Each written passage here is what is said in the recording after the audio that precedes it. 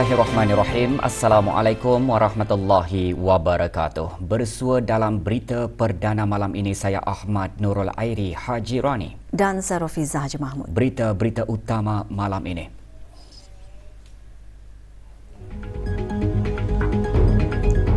Duli Yang Teramat Mulia Paduka Seri Pengiran Muda Mahkota berkenan melawat masyarakat British Forces Brunei BFB.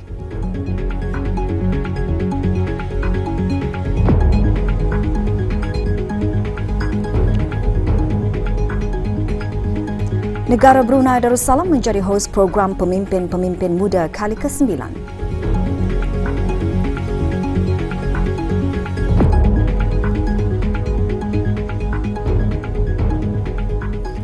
Duli Yang Teramat Mulia Paduka Seri Pengiran Muda Mahkota, Pengiran Muda Haji Al-Muhtadi Billah Ibni Kebawah Duli Yang Maha Mulia Paduka Seri Baginda Sultan Haji Hassan Al-Bolkiah Muizzuddin Wad Daulah, Menteri Kanan di Jabatan Perdana Menteri, pagi tadi berkenan berangkat melawat masyarakat British Forces Brunei BFB di Brunei Garrison, Seria. Semasa keberangkatan tersebut, Duli Yang Teramat Mulia Paduka Seri Pengiran Muda Mahkota berpeluang berinteraksi dengan anggota Batalion Pertama Royal Gurkha Rifles dan para guru serta pelajar Sekolah Hornbill. Keberangkatan tiba Duli Yang Teramat Mulia dijunjung oleh Tuan Yang Terutama John Virgo, Pesuruhjaya Tinggi British ke negara Brunei Darussalam, Lieutenant Colonel Hugo Stanford Tuck, Pemerintah BFB dan Major Jiwan Pun, Gurkha Major Batalion Pertama Royal Gurkha Rifles.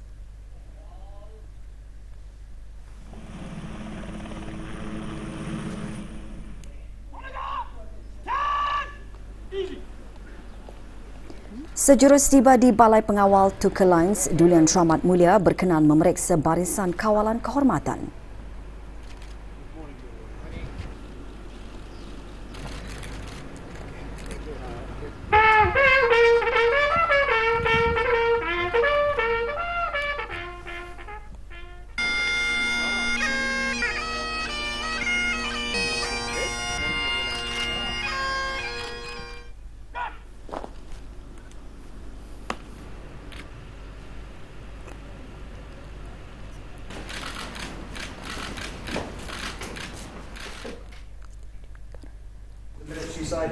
Duli Yang Teramat Mulia seterusnya disembahkan taklimat mengenai lawatan tersebut.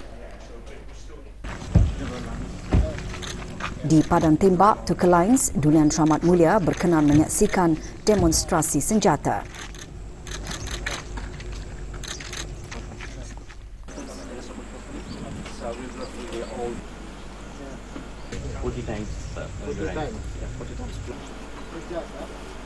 And we operate 4 times CCTV. And which we use it? We use during day, during for night up. Yeah. So if you look into this one, your gun, it is a very powerful gun system. It is And you can operate both in day and night. target lock. Against any armor, then we are good to go at all times.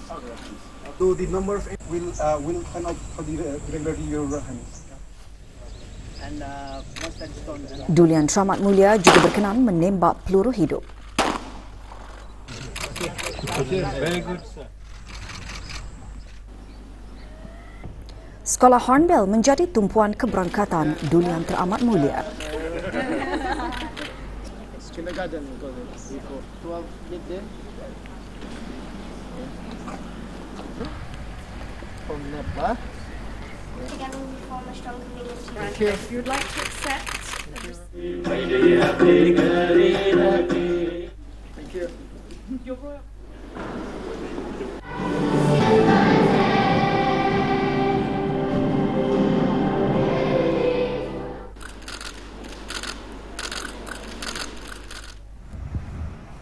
Duli Yang Teramat Mulia mengakhiri lawatan dengan berkenan menghadiri majlis santap tengah hari di Mes Pegawai.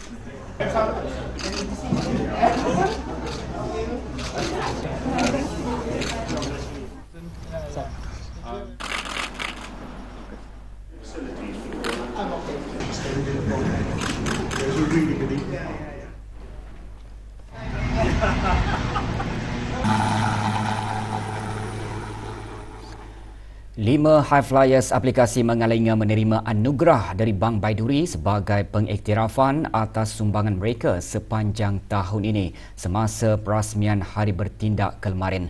Majlis diadakan di Hub Belia Stadium Negara Hassanal Bolkiah. Hadir yang berhormat Pihin Datu Lela Raja Major Jeneral Bersara Datuk Paduka Seri Haji Awang Halbi bin Haji Muhammad Yusof, Menteri di Jabatan Perdana Menteri dan Menteri Pertahanan kedua. Juga hadir yang berhormat Datuk Seri Setia Awang Haji Nazmi bin Haji Muhammad, Menteri Kebudayaan Belia dan Sukan. Grand Brunei memenangi tempat pertama dan menerima RM1,500. Manakala tempat kedua dan ketiga masing-masing disandang oleh Young Professionals Network Brunei, YPN Brunei dan Sukarelawan Belia COVID-19. Sebagai rakan strategik inisiatif kerajaan, Bank Baiduri dengan kerjasama Kementerian Kebudayaan Belia dan Sukan juga telah menghoskan bengkel secara dalam talian.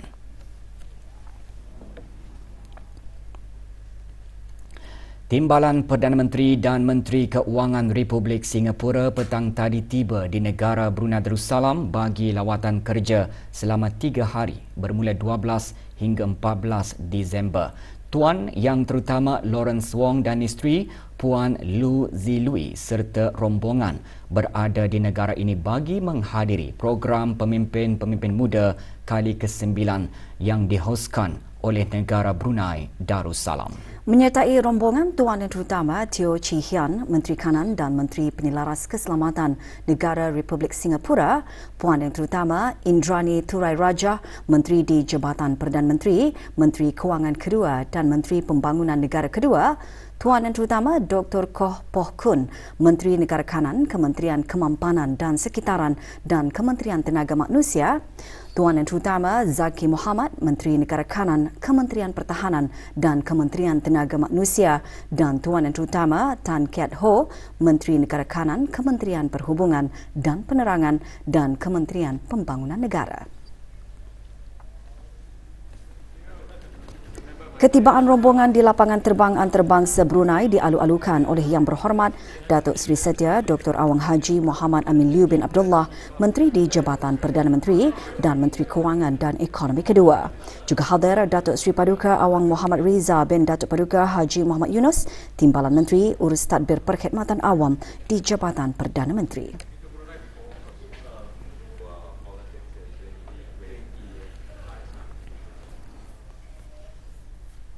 Negara Brunei Darussalam menerima 3 anugerah merit di Apekta ke-22. Ikuti bahan beritanya selepas ini.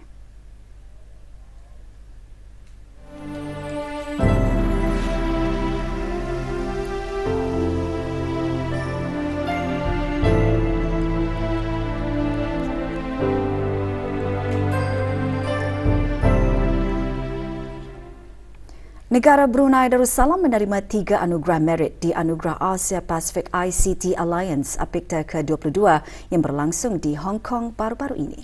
Mahat Islam Brunei menerima 2 anugerah merit di bawah kategori sekolah rendah dengan produk bergensi dan Mr. Grabbish.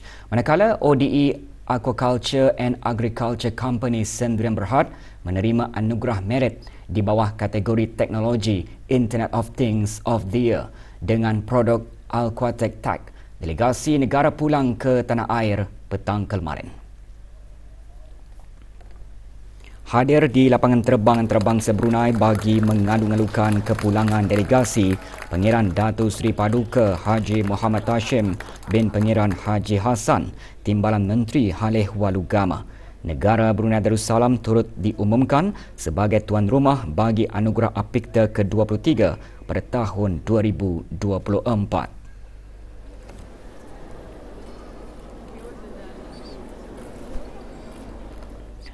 Bagi mewujudkan persekitaran yang merangsang golongan orang kurang upaya OKU untuk bergiat dalam seni serta menggalakkan integrasi sosial OKU, Jabatan Pembangunan Masyarakat mengadakan pameran seni untuk semua 2023. Diungkapkan dengan kerjasama Pusat Bahagia dan Bahagian OKU serta rakan-rakan strategik yang terlibat, pameran diadakan sempena Hari Antarabangsa OKU 2023. Acara diadakan di Galeri 4 Hub Tenaga Brunei Dermaga Diraja di Ibu Negara. Perasmiannya disempurnakan oleh Dr. Siti Nur Kalbi binti Haji Wahsafillah, Pemangku Setiausaha Tetap Kemasyarakatan, Kementerian Kebudayaan, Belia dan Sukan. Pameran pada tahun ini bertemakan sensori yang bermaksud deria. Lebih 100 buah karya termasuk lukisan, media campur, kraf tangan, perabot dan arca dipamerkan. Majlis juga diisikan dengan penyampaian sijil penghargaan kepada agensi-agensi berkaitan yang menjayakan pameran seni berkenaan. Pameran dibuka untuk kunjungan orang ramai sehingga 27 Disember ini. Juga hadir Ahli Majlis Mesyuarat Negara.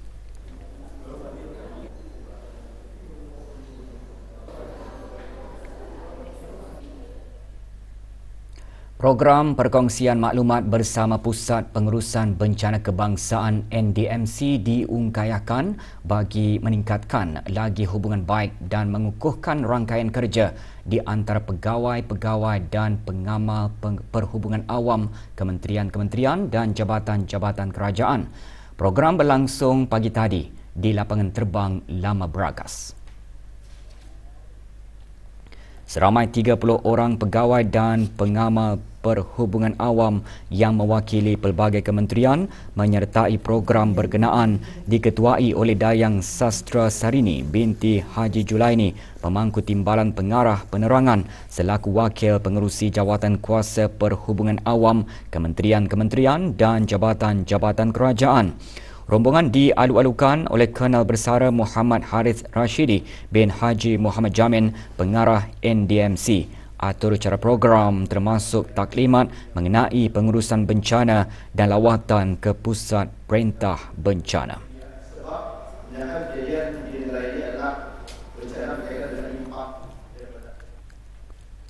Kementerian Kesihatan memaklumkan bahawa trend jangkitan influenza-like illness ILI dan COVID-19 masih menunjukkan peningkatan. Walau bagaimanapun, keadaan jangkitan ILI dan COVID-19 adalah terkawal dan tidak membebankan perkhidmatan kesihatan di negara ini.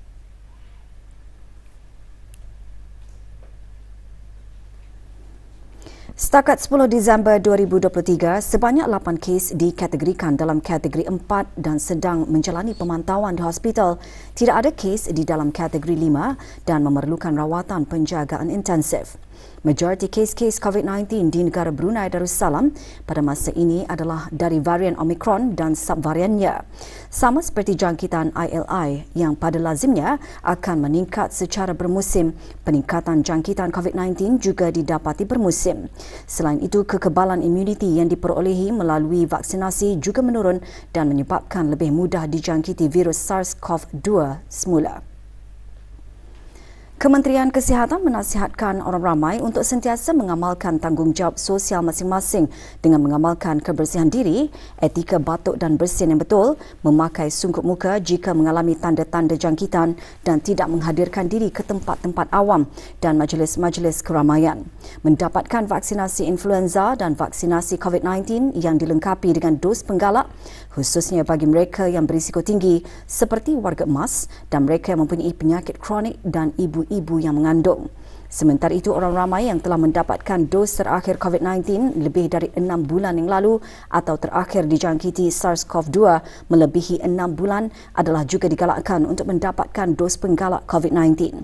Ini adalah untuk mengurangkan risiko jangkitan COVID-19 yang teruk, mendapatkan rawatan doktor dengan segera jika mengalami tanda-tanda jangkitan yang berpanjangan atau jika tanda-tanda jangkitan menjadi semakin teruk, dan memakai sungkup muka apabila pergi untuk mendapatkan rawatan terutamanya di klinik flu dan Jabatan Kemalangan dan Kecemasan serta jika melawat pesakit di ward-ward.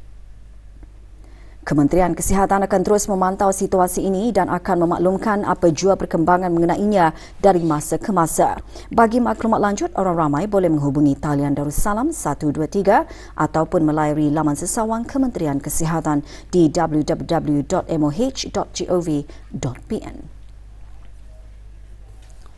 Keputusan peperiksaan sijil pelajaran agama Brunei SPUB tahun 1444 Hijrah 2023 Masihi bagi calon-calon tahun 10 dan 11 di Sekolah Menengah Arab dan Institut Tahfiz Al-Quran Sultan Haji Hassanal Bolkiah telah dikeluarkan oleh bahagian peperiksaan Jabatan Pengajian Islam Kementerian Hal Ehwal Agama selaku Urussetia Lembaga Peperiksaan Pelajaran Agama Brunei.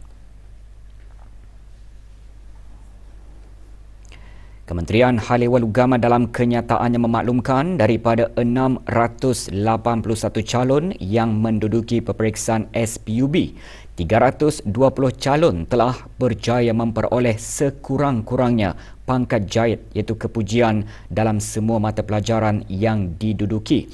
Sementara 531 calon memperoleh sekurang-kurangnya 4 pangkat jayid kepujian dalam mata-mata pelajaran yang diduduki.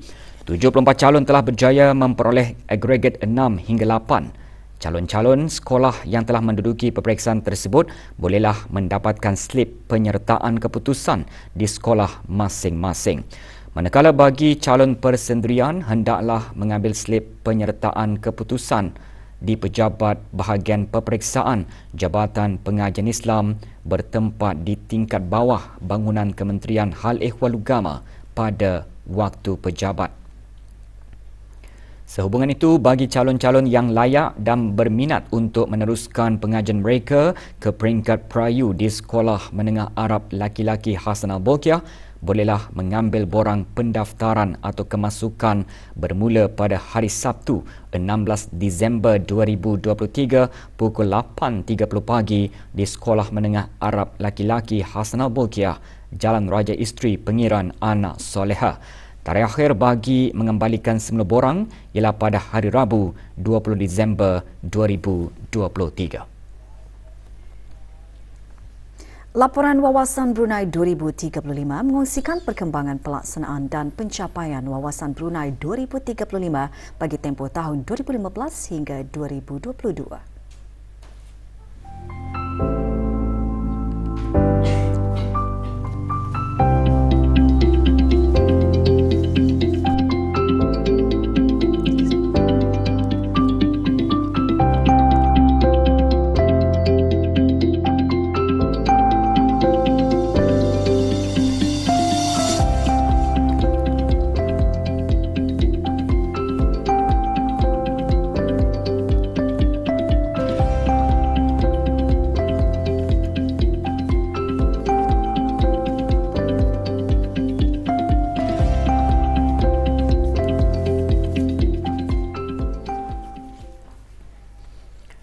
Dewan Bahasa dan Pustaka melalui bahagian pembinaan dan pengembangan bahasa kini membukakan penyertaan bagi pertandingan pidato kebangsaan sempena sambutan Bulan Bahasa dan ulang tahun Hari Kebangsaan Negara Brunei Darussalam ke-40 tahun 2024. Penyertaan terbuka kepada belia yang berumur antara 15 hingga 35 tahun bagi warga negara dan penduduk tetap negara Brunei Darussalam.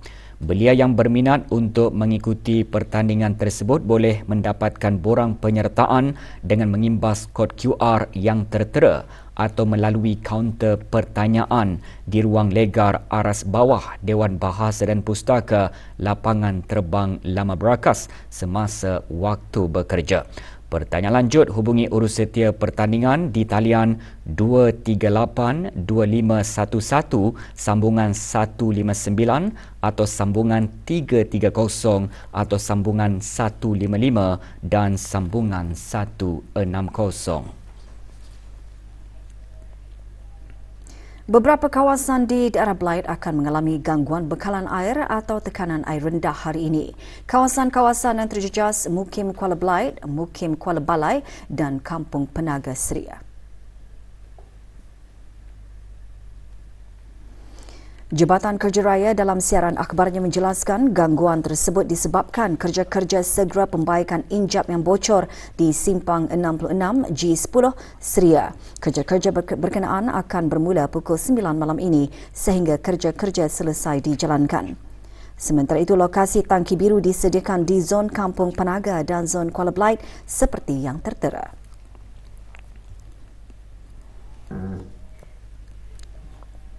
Bekalan darah di Pusat Pendermaan Darah Jabatan Perkhidmatan Makmal dan tabung-tabung darah di seluruh negara masih di tahap rendah. Kementerian Kesihatan dalam siaran medianya menjelaskan penderma darah jenis A, B dan AB diperlukan segera bagi menampung keperluan pemindahan darah di semua hospital di negara ini. Pada 12 Disember, kempen diadakan di Kompleks Bangunan Yayasan Sultan Haji Hassanal Bolkiah bermula pukul 10 pagi hingga 3 petang. 13 Disember, kempen diadakan di Function Room The One pada pukul 10 pagi hingga 12 tengah hari dan 1 hingga 3 petang. 14 Disember di Dendrobium Soliha Hall, The Gardens Veranda Restaurant pada pukul 9 pagi hingga 12 tengah hari dan 1 hingga 3 petang. Manakala pada 16 Disember di Kompleks Membeli Belah Mabuhay bermula pukul 10 pagi hingga 12 tengah hari dan 1 hingga 3 petang. Sementara itu, tabung darah Hospital Suri Sri Begawan Kuala Belait juga akan mengadakan kempen derma darah di Persatuan Fuchau Kuala Belait pada 17 Disember ini bermula pukul 9 pagi hingga 2 petang. Tempahan slot derma darah melalui aplikasi Blood Card sangat digalakkan. Pasukan Indonesia muncul juara kejohanan futsal Piala yang dipertua Persatuan Bersatu kali kedua 2023 selepas menewaskan pasukan Malaysia. Kejohanan berlangsung kemarin di Dewan Serbaguna, Kompleks Sukan Negara Hassanal Bolkiah, Brakas. Semasa perlawanan akhir tersebut, Indonesia menang ke atas Malaysia menerusi penentuan sepakan penalti selepas terikat seri 2-2 dalam masa penuh perlawanan. Manakala tempat ketiga disandang oleh pasukan Filipina setelah menewaskan pasukan Persatuan Orang Kurang Pendengaran Kebangsaan OKP.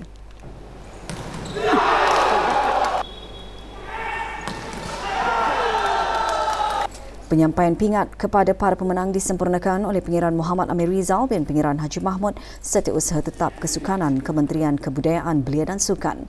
Kejohanan bertujuan memupuk persahabatan melalui sukan dan gaya hidup sihat serta mengutip derma bagi tabung Yayasan Kanser Kanak-Kanak YASKA.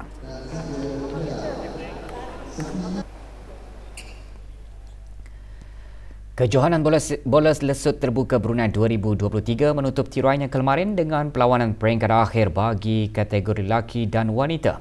Perlawanan diadakan di Kompleks Sukan Brakas. Pasukan BA Diamond muncul juara kategori wanita setelah menewaskan pasukan Pasadena dengan kiraan 5-0.